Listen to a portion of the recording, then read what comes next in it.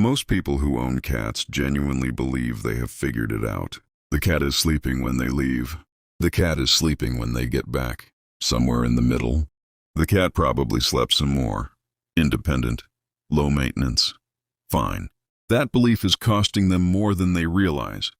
And the reason they cannot see the damage is exactly why it keeps happening. Cats are biologically wired to hide it. 5 things you need to know before leaving your cat alone. Stay for part 2. The last point is the one almost nobody connects to the problems they are already watching unfold.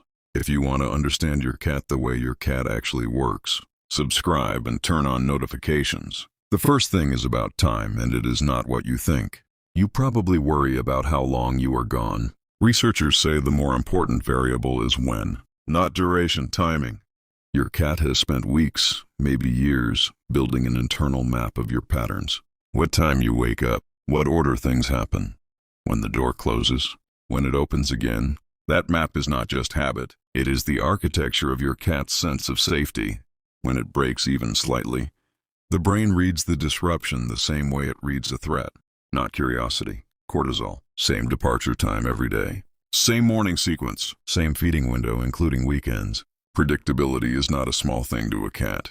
It is the whole foundation. The second thing is one most people skip right before they walk out the door. Clean the litter box. That sounds like basic maintenance. It is actually one of the highest leverage actions you can take for your cat's well-being while you are gone.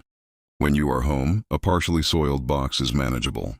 The moment you leave, that same box becomes the only one they have.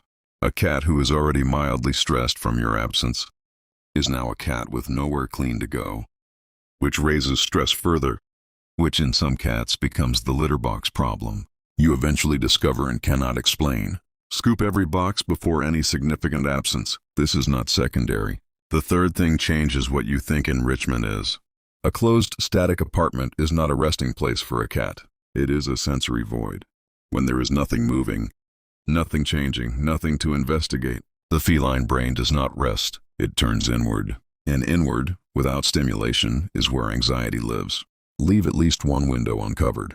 A view of birds, wind and trees, or pedestrians gives your cat hours of passive engagement. Before you leave, change 2 or 3 small things in the space. A box in a new spot, a paper bag on the floor, a few treats hidden somewhere new. A cat that is investigating something is a cat that is not anxious. Those are almost mutually exclusive states, like for part 2.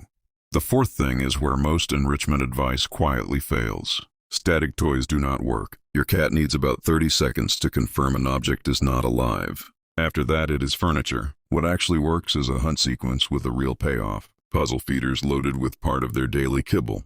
Lick mats with wet food. Treat dispensing balls on hard floors.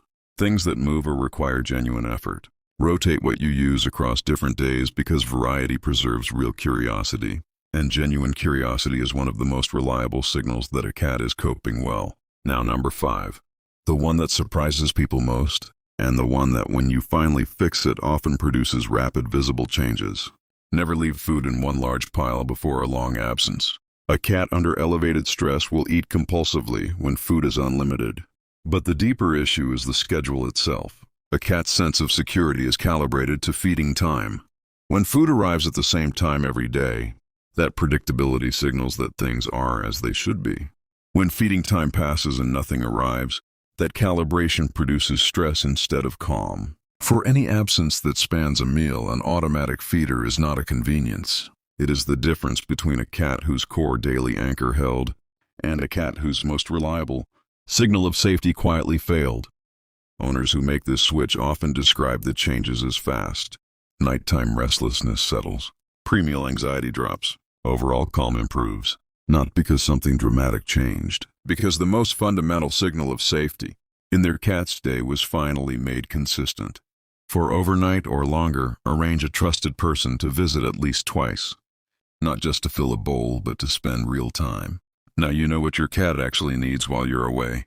A predictable schedule, a clean space, something to investigate, a hunt that pays off, and food arriving exactly when it should. None of these are difficult. Together, they are the difference between a cat that is simply waiting and a cat that is genuinely at rest.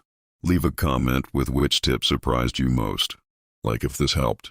Subscribe for more on understanding the animals we share our lives with. See you in the next one.